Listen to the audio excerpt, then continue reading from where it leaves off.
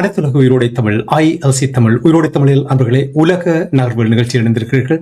உலக நார்வல் நிகழ்ச்சியில் பிரித்தானியாவிலிருந்து பொறியியல் ஆய்வாளர் அரோஸ் அவர்கள் இணைகின்றார். வணக்கம் அரசு அவர்களே. வணக்கம் உயிரோட தமிழ் உறவுகளுக்கு அன்பு எழுந்த வணக்கம். உங்களுக்கு வணக்கத்தை தெரிவித்துக் கொண்டு இன்னொரு உலக நார்வல் நிகழ்ச்சியில் இணைந்திருக்கிறோம். தொடர்ச்சியாக ஈரான் இஸ்ரேல் அமெரிக்காவுக்கு இடையிலான போர் தொடர்பான விடயங்களை பார்ப்போம். குறிப்பாக கள நிலையில் நிறைய மாற்றங்கள் வந்து கொண்டிருக்கின்றது. இனி டொனால்ட் ட்ரம்ப் அவர்கள் ஈரான் போர் தொடர்பாக நேற்றோ போதிய அளவு தங்களுக்கு ஆதரவு வழங்கவில்லை என்று மிகவும் சீற்றமடைந்திருப்பது போல் தெரிகின்றது. இனி தொடர் தாக்குதல் தொடர்பாக கள நிலை எவ்வாறு இருக்கின்றது என்று எங்களுடைய உறவுகளுக்கு கூறுவீர்களா? இன்றும் தாக்குதல் மிக மோசமாகத்தான் இடம்பெற்றுக் கொண்டிருக்கின்றது. ஆனால் நேற்றைய விட கொஞ்சம் குறைவாக இருக்கின்றது. ஈரான் இஸ்ரேல் ஈரானின் பசித் என்ற அமைப்பு அது இந்த துணைப்படை, அந்த துணைப்படையின் புலனாய்வுத்துறையின் தலைவரை படுகொலை செய்திருப்பதாக கூறியிருக்கின்றது. அதே நேரம் IRGC பேச்சாளர் பிரிகேடியர் ஜெனரல் அலி முகமது அவர்களும் கொல்லப்பட்டிருப்பதாக கூறப்படுகின்றது.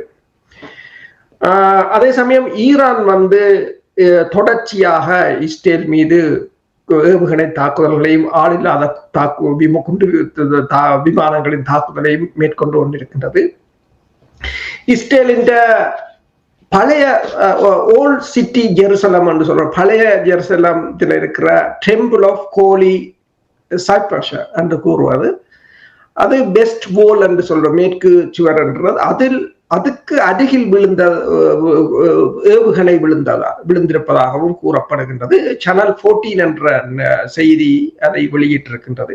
அங்கிருக்கிறவர்கள் என்ன கூறுகிறார்கள் என்று சொன்னால், ரடார் ஏவுகணைகள் பற்றாக்குறை போய் இப்போது ரடார்களுக்கும் பற்றாக்குறை. ஏனென்றால் ஈரான் தொடர்ச்சியாக ரடார்களை குறிவைத்து தாக்குவதால் தங்களுக்கு இப்ப ஏவுகணைகள் மிக கிட்ட வந்த பிற்பாடுதான் அந்த எச்சரிக்கை மணியே ஒலிக்கிறது என்று சொல்லி சில சந்தர்ப்பங்களில் 16 செகண்டுக்குள்ள ஓட வேண்டி வருகிறது என்று சொல்லி இருக்கிறார்கள்.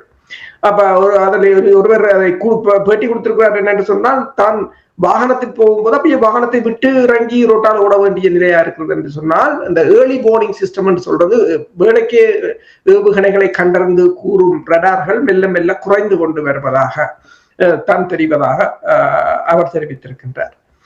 அதே சமயம் நீங்க பாத்தீங்கன்னா டெல் அவிவ் பகுதி மற்றது ஜெருசலம் பகுதிகளில் தொடர்ச்சியாக ஏவுகணைகள் வீழ்ந்து வெடிப்பதை பார்க்கக்கூடியதாக இருக்கின்றது. அதே நேரம் இஸ்ரேலின் குடிமனை பகுதிகளுக்கு விழுந்த ஏவுகணையால் அந்த பகுதி எரிந்து கொண்டிருப்பதையும் பார்க்கக்கூடியதாக இருந்தது. ஹைஃபா என்றது இஸ்ரேலின் மிகப்பெரிய ஒரு எண்ணெய் சுத்திகரிப்பு நிலையம். இஸ்ரேலின் பெருமளவான டீசல் அங்கிருந்துதான் போவது இஸ்ரேலுக்குரியது. அது கடந்த 24 மணி நேரத்தில் 4 தடவைகள் தாக்கப்பட்டிருக்கின்றன. தீயணைப்பு வண்டிகள் அது எரிந்து கொண்டிருப்பதை பார்க்கக்கூடிய இருக்கின்றது. முதலில் ஈரான் வெற்றிகரமாக தாக்கி இருக்கிறது இஸ்ரேலின்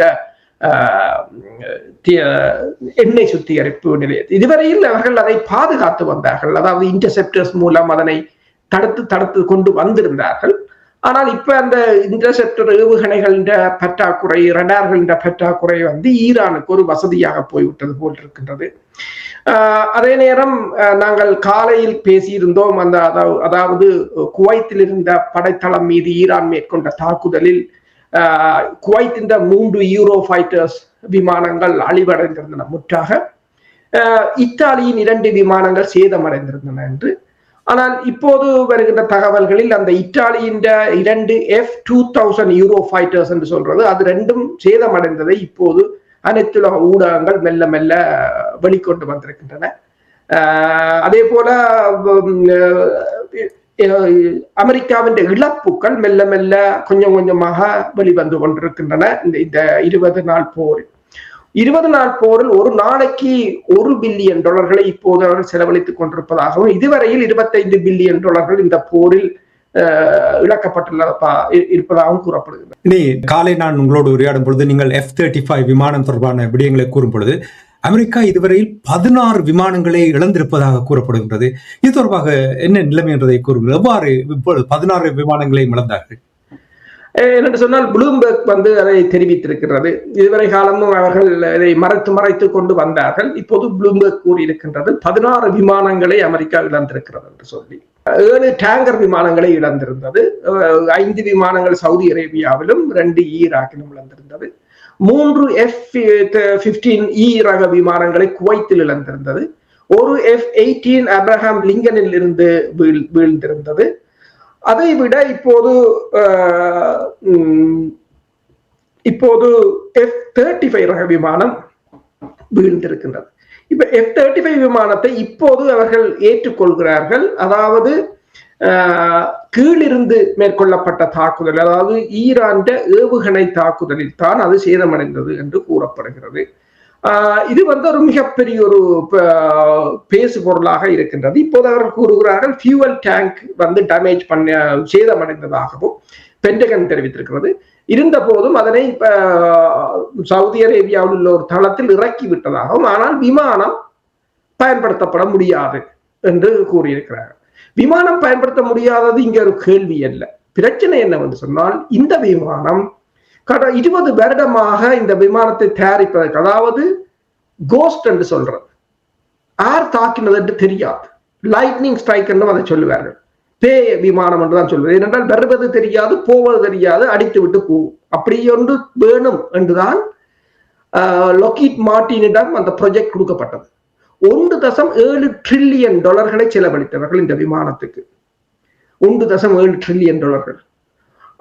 ஏனென்றால் உலகத்திலேயே சூப்பர் பவரா இருக்கணும். எந்த வான் பரப்பையும் ஊடுருவும், எந்த ஏஆர் டிஃபென்ஸும் அதை ஒன்றும் செய்ய முடியாது என்ற நோக்கத்தில் தான் உருவாக்கப்பட்டது.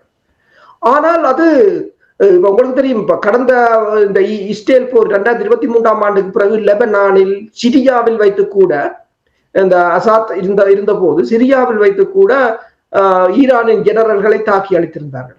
அப்போது எதனால் அடித்தது யாருக்கும் தெரியாது. இந்த விமானம் தான் அடிச்சது, அது வந்தது தெரியாது, போறது தெரியாது. அதைத்தான் கோஸ்ட் என்று சொல்றோம். ஆனால் அந்த கோஸ்ட் சிக்கி விட்டது. அதுதான் இப்ப பெரிய பேசு பொருளாக உலகம் எங்கும் இருக்கின்றது. இந்த விமானங்களை வாங்குவதற்காக ஆர்டர் கொடுத்த 20 நாடுகளும் இப்போது யோசிக்கின்றன.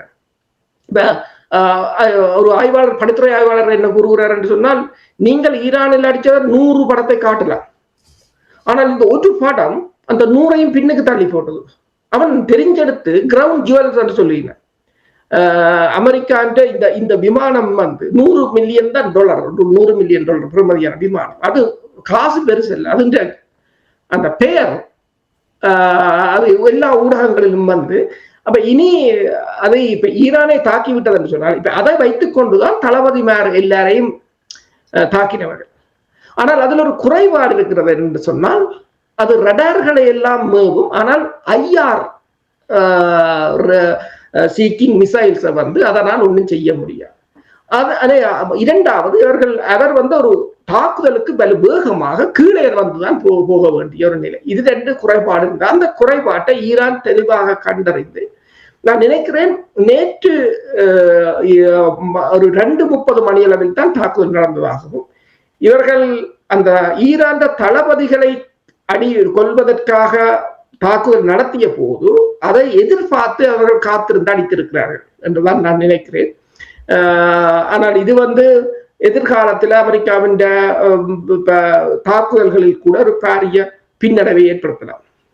நீங்கள் கூறும் பொழுது இன்னும் ஒரு விதமாக சிந்திக்க தோன்றுகின்றது. அதாவது இதுவரையில் ஈரானிடம் விமானங்களை தாக்கி அழிப்பதற்கான எந்த கருவியும் இல்லை என்று கூறிக்கொண்டிருந்தார்கள். நீங்களும் கூறினீர்கள் ஏவுகணை தான் பாவிப்பார்கள். ஆனால் இந்த நீங்கள் கூறிய பெரிய ஒரு விமானமாக, அமெரிக்காவுடைய விமானமாக இருக்கின்ற விமானத்தை அழித்திருக்கின்றது என்று சொன்னால் ஒத்துக்கொண்டிருக்கின்றன. இதற்கு வேறு யாராவது உதவி வழங்கி இருக்கலாமா? இந்த தொழில்நுட்பத்தை வழங்கி இருக்கலாமா? நவீன கருவிகளை பயன்படுத்தி இருக்கலாமா? நான் கூறுவது சீனா அல்லது ரஷ்யா போன்ற நாடுகள் ஏதாவது உதவி வழங்கியதற்கான வாய்ப்புகள் இருக்கிறதா? நிச்சயமாக அவர்களுடைய உதவிகள் இல்லாமல் அவர்கள் எல்லாத்திலும் கூடுதலாக உதவிகளை செய்வார்கள். அதாவது அவர்களின் உதவிகள் இருக்கும். ஏனென்றால் தொழில்நுட்பத்தை சொல்லிக் கொடுப்பார்கள், டெக்னிக்கை சொல்லிக் கொடுப்பார்கள். அப்ப அவ்வாறு நடக்கும். இப்ப விடுதலை புலிகள காலத்தில் கூட ஒரு ரஷ்யாவின் பயிற்சியாளர் வந்திருந்தார். அப்போது அவர் கூறியது, அந்த விமானங்களுக்கு அப்போது கனன் இருந்தது, 30 மில்லிமீட்டர் கனன் இருந்தது விடுதலை புலிகிட்ட. அப்ப அவர் கூறியது ஒன்றுதான், நீங்கள் அதை ஒன்று ஒன்றா பாவிக்க கூடாது.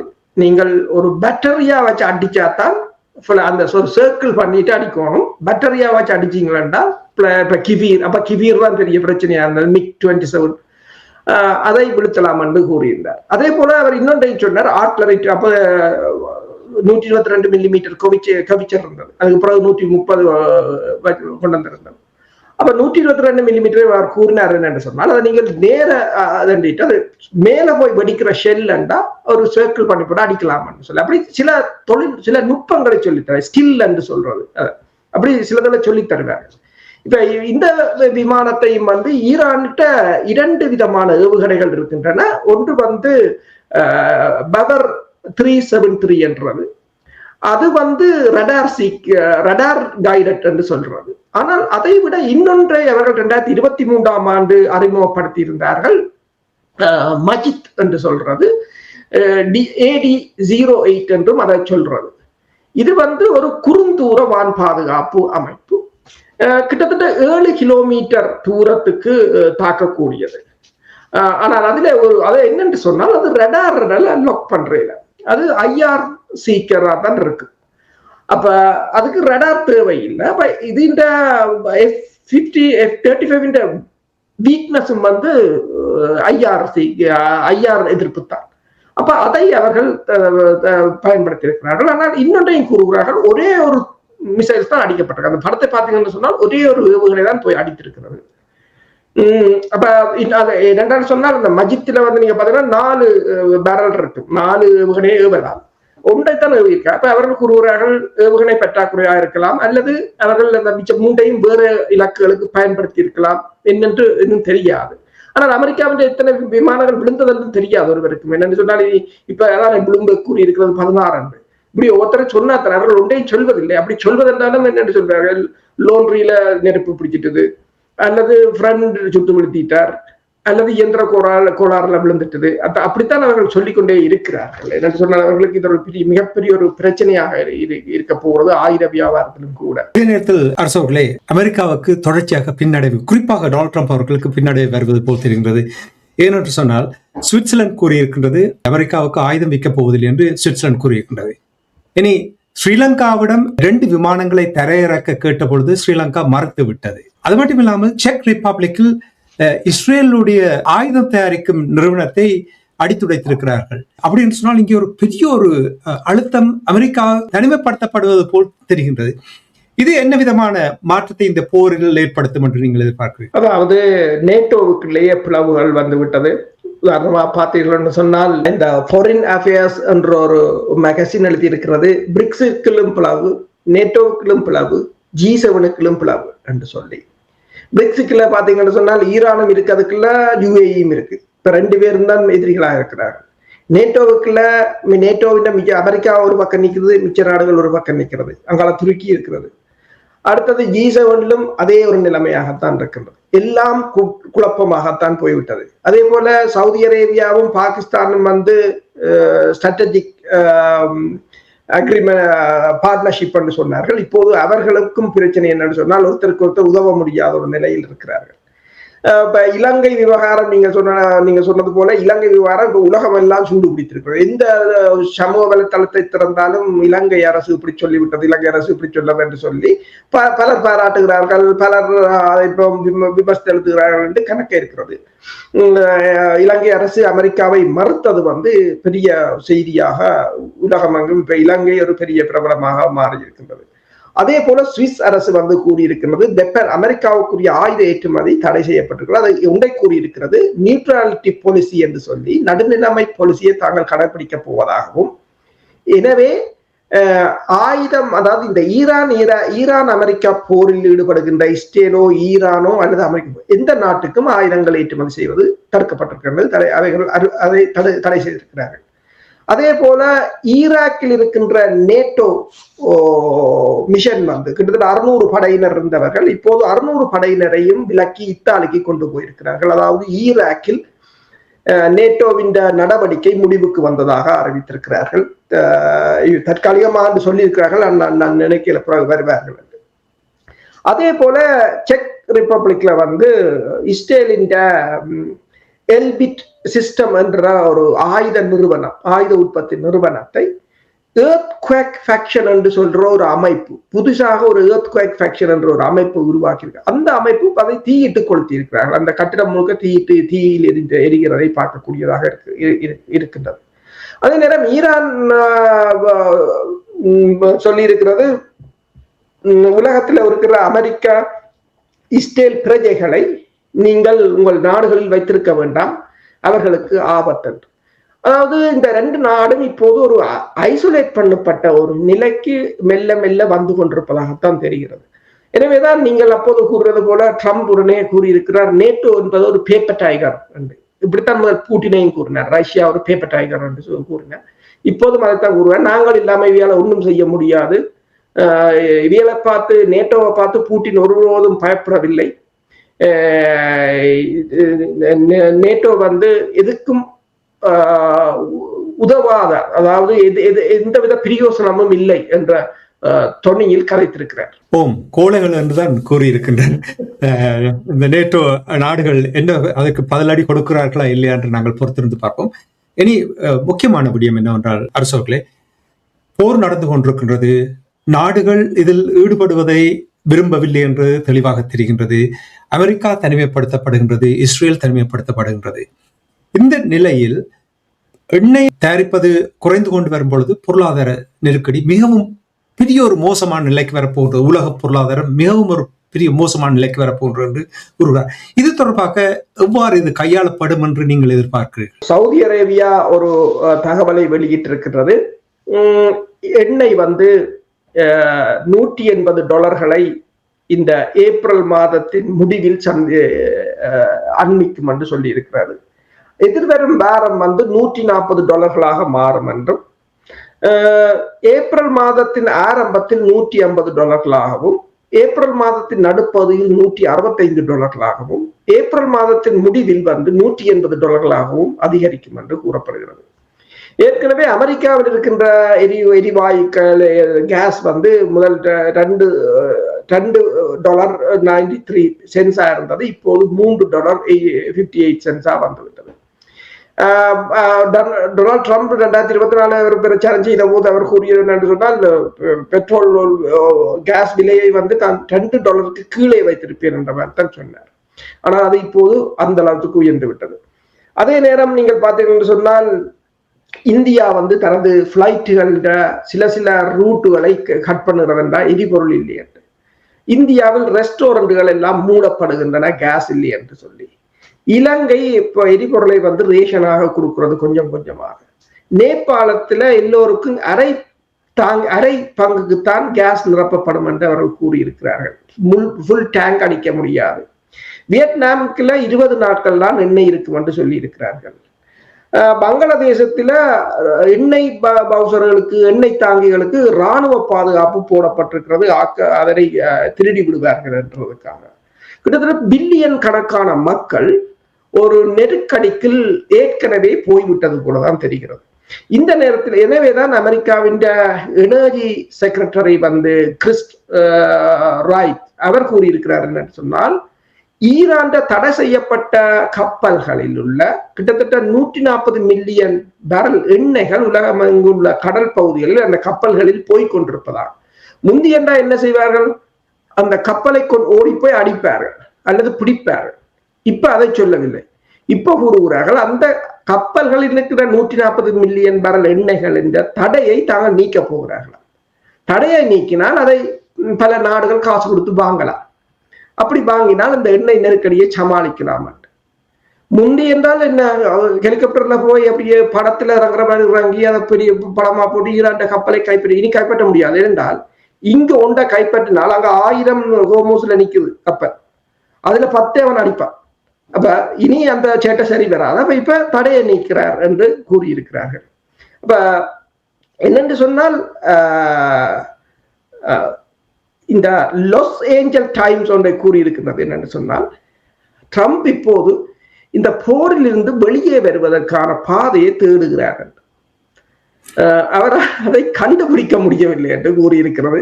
அதுக்கு காரணம் அது இந்த பொருளாதார தடையைத்தான் கொண்டிருக்கிறது. இப்ப பாருங்கள், ஈரான் கப்பல் தடை செய்யப்பட்ட கப்பல்ல வெளியில சுத்தி கொண்டிருக்கிற அந்த கப்பல் இருக்கிற எண்ணெய்க்கு கூட தடையை எடுக்க போகிறார்கள் என்று கூறுகிறார்கள்.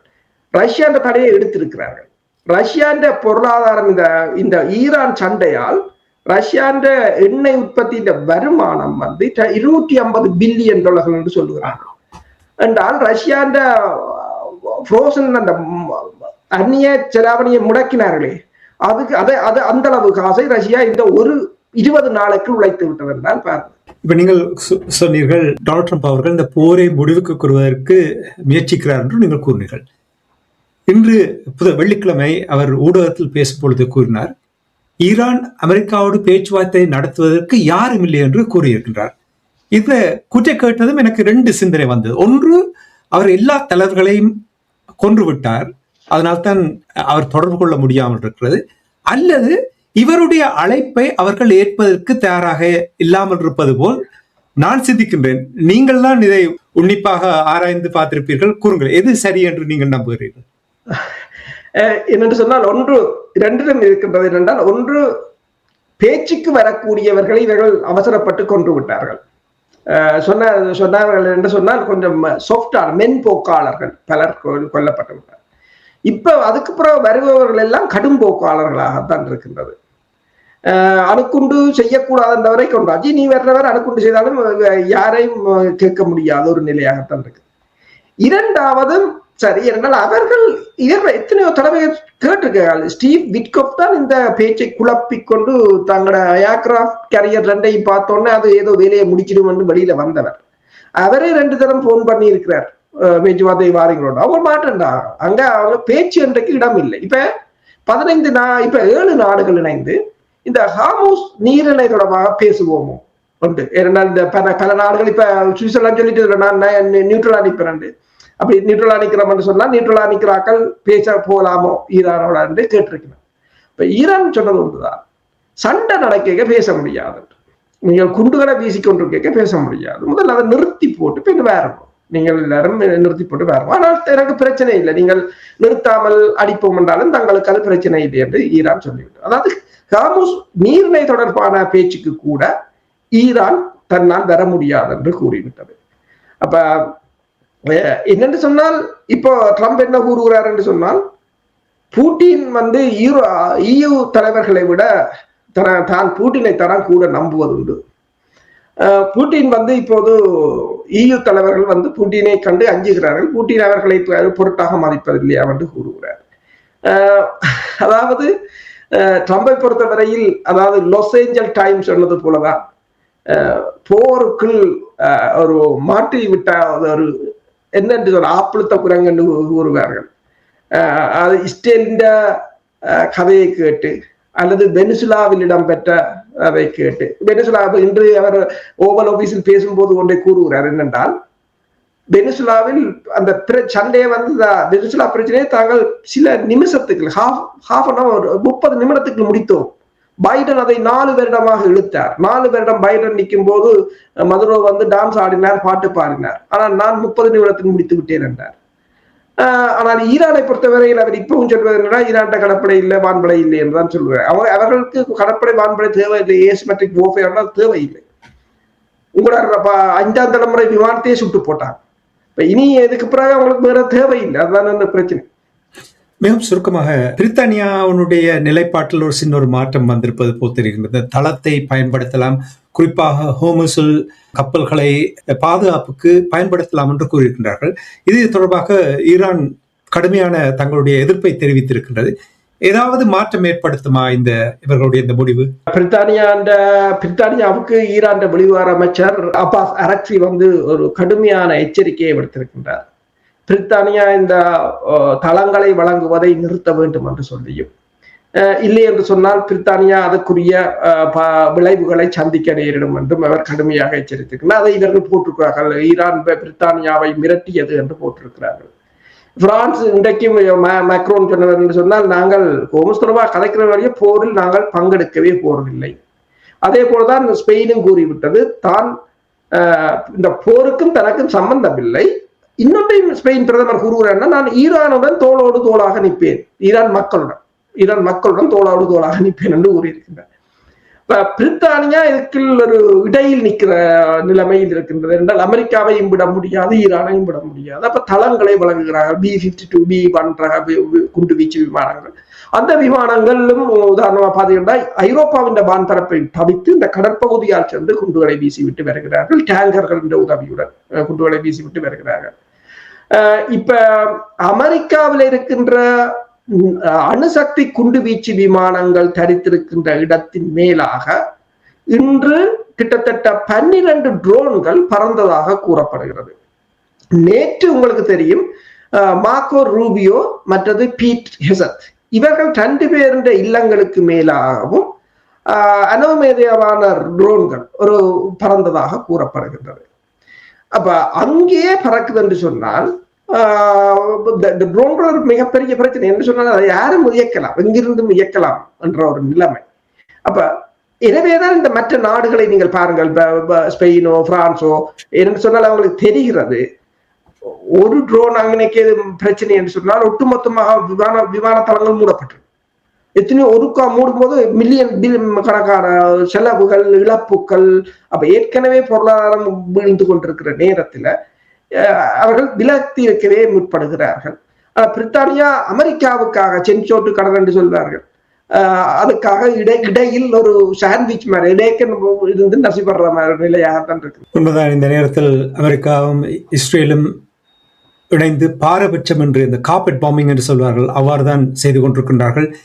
ஈரானில் இதுவரையில் 1000க்கும் மேற்பட்டவர்கள் இறந்திருக்கிறார்கள், குறைந்தது 204 குழந்தைகள் இறந்திருக்கிறார்கள் என்று கூறுகிறார்கள் என்று ஈரானுடைய செஞ்சிலுவை சங்கம் தெரிவித்திருக்கின்றது. அது மட்டுமில்லாமல் லெபனானில் இஸ்ரேலினுடைய தாக்குதலில் 1000க்கும் மேற்பட்டவர்கள் இதுவரையில் கொல்லப்பட்டிருக்கிறார்கள் என்ற செய்திகளும் கூட வந்து கொண்டிருக்கின்றது. தொடர்ச்சியாக நாங்கள் செய்திகள் வரும்பொழுது உயிரோடை தமிழ் உறவுகளுக்கு எடுத்து வருவோம் என்று கூறிக்கொண்டு இன்றைய நிகழ்ச்சியில் இணைந்து விடயங்களை உன்னிப்பாக அவதானித்து உயிரோடை தமிழ் உறவுகளுக்கு எடுத்து வந்தமைக்காக உயிரோடை தமிழ் அன்பர்கள் சார்பாக நன்றி கூறிக்கொண்டு மீண்டும் நாளை இணைந்து கொள்வோம். நன்றி, வணக்கம். அரசர்களே நன்றி, வணக்கம். எமது பார்வையாளர்களுக்கு வணக்கம். மக்களின் குரலாய் ஓங்கி ஒலிக்கும் இலக்கு மின்னிதழ் மற்றும் உயிரோடை தமிழ் வானொலி ஆகிய இவ்விரு ஊடகங்களும் உங்களைப் போன்ற எமது நேயர்கள் நண்பர்களின் ஆதரவிலேயே இயங்கி வருகின்றன. மிக குறைந்த வளங்களுடன் பல இடர்கள் மற்றும் தடைகளை தாண்டி பயணிக்கும் எமது ஊடகங்களின் பணிகள் மேலும் வளர உங்களால் முடிந்த நிதியுதவியை வழங்கி இன்னும் காத்திரமான செயற்பாடுகளை முன்னெடுக்க உதவுமாறு மிகவும் பணிவன்புடன் வேண்டி நிற்கின்றோம். உங்கள் பங்களிப்பு உங்களின் உரிமை குரலாய் ஓங்கி ஒலிக்கும். நன்றி.